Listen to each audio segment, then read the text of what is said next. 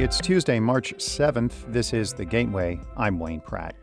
Saxophonist and college student Claire Maue responded to the death of her twin sister by writing an album dedicated to her.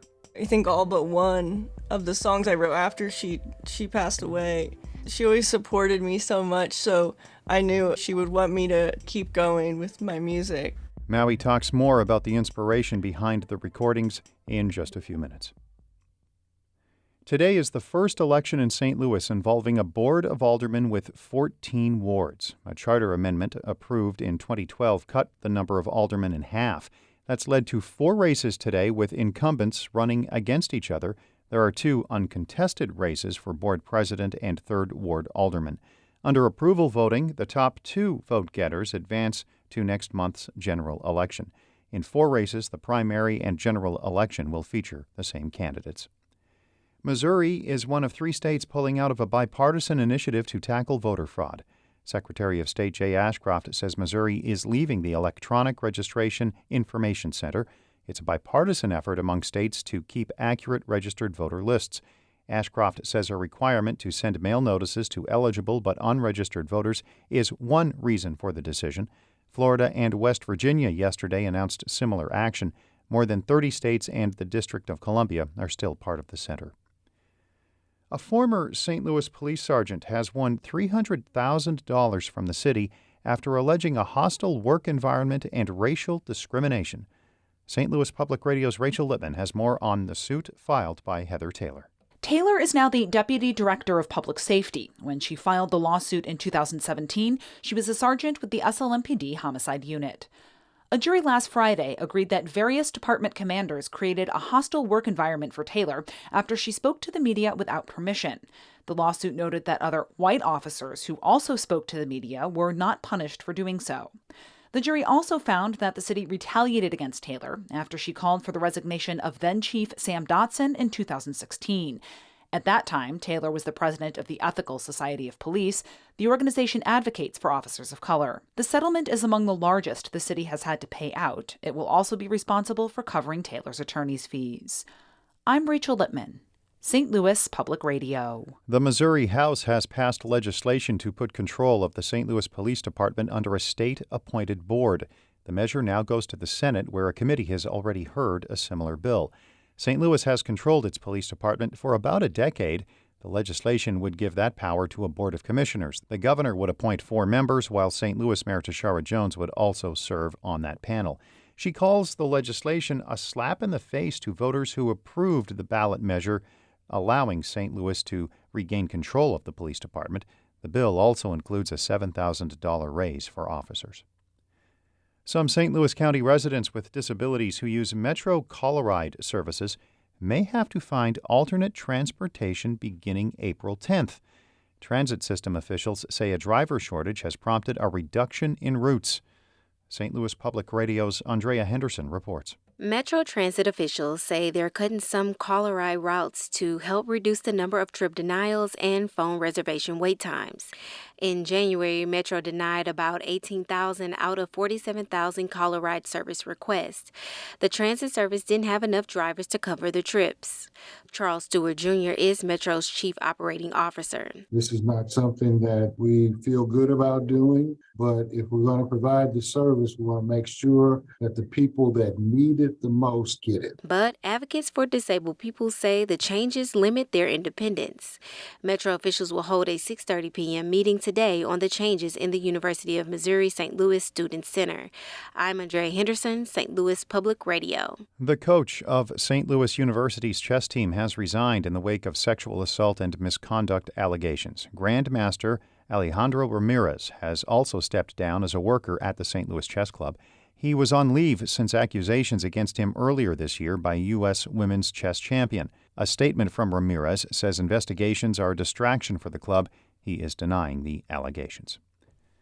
The leader of U.S. Transportation Command at Scott Air Force Base is one of 4 women 4-star generals or admirals.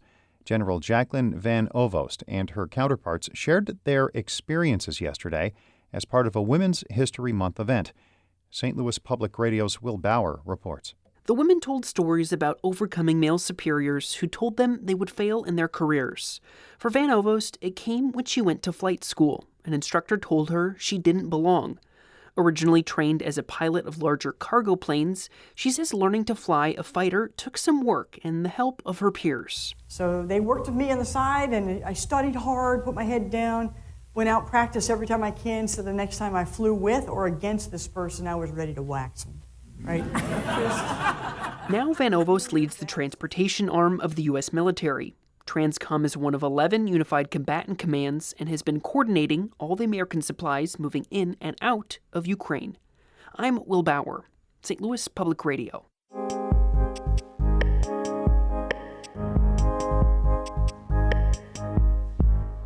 "20-year-old Jefferson College student Claire Maue has dedicated her first album to her twin sister Hannah, who died last year after a drunk driver crashed into her car.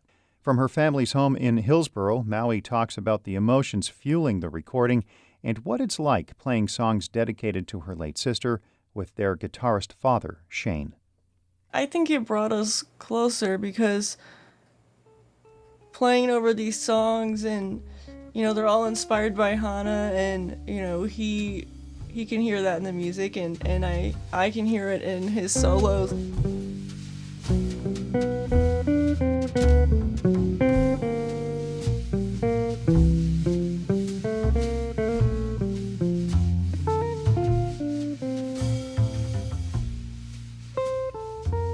I think all of us are really inspired by Hannah and our playing.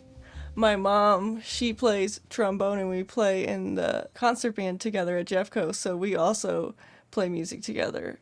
My little sister she's learning trumpet, and my brother picked up tuba. So everybody's got something going.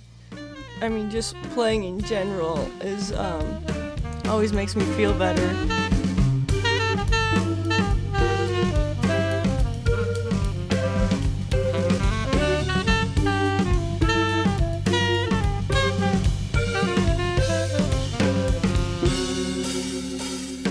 I think all but one of the songs I wrote after she passed away, she always supported me so much, so I knew she would want me to keep going with my music. And it's definitely somewhere to go with my emotions, especially with writing music. The song Little Flower I wrote specifically for Hannah, because Hannah in Hawaiian means little flower.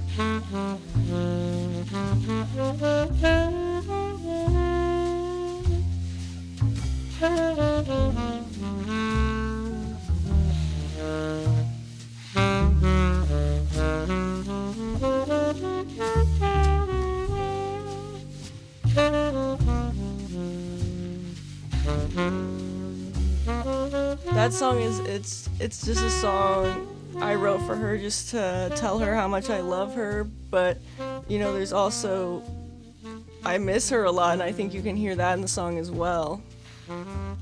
Some of the other songs are playful and fun and are just kind of reminiscent of a lot of the memories we had together and fun times as kids.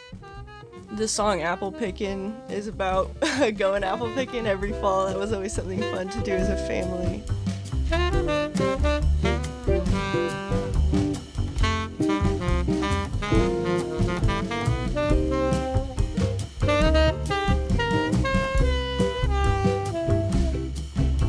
Hang on, I need to let my cat out of my room actually because she keeps meowing at me. The song Black Cat is based off my cat. She's kind of aggressive and standoffish, and I think it's kind of in a protective way, and so I think that's kind of what I'm going for.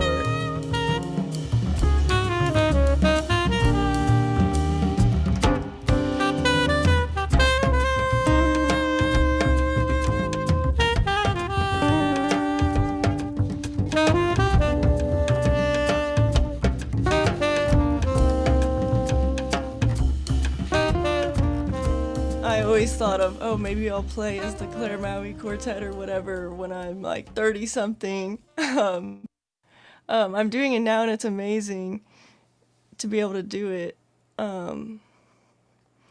It is a little bit hard, though, just because, Hannah's not here to see it all happen.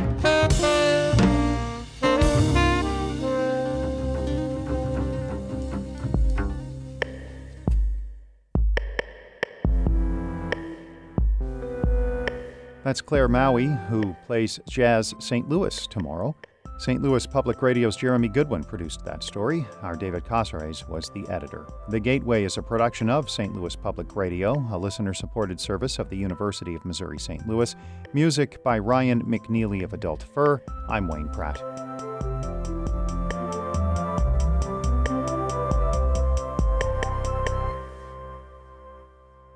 Support comes from the Missouri Forest Products Association.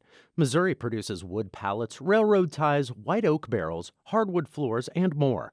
Details on the variety of products made in the state are at choosewood.com.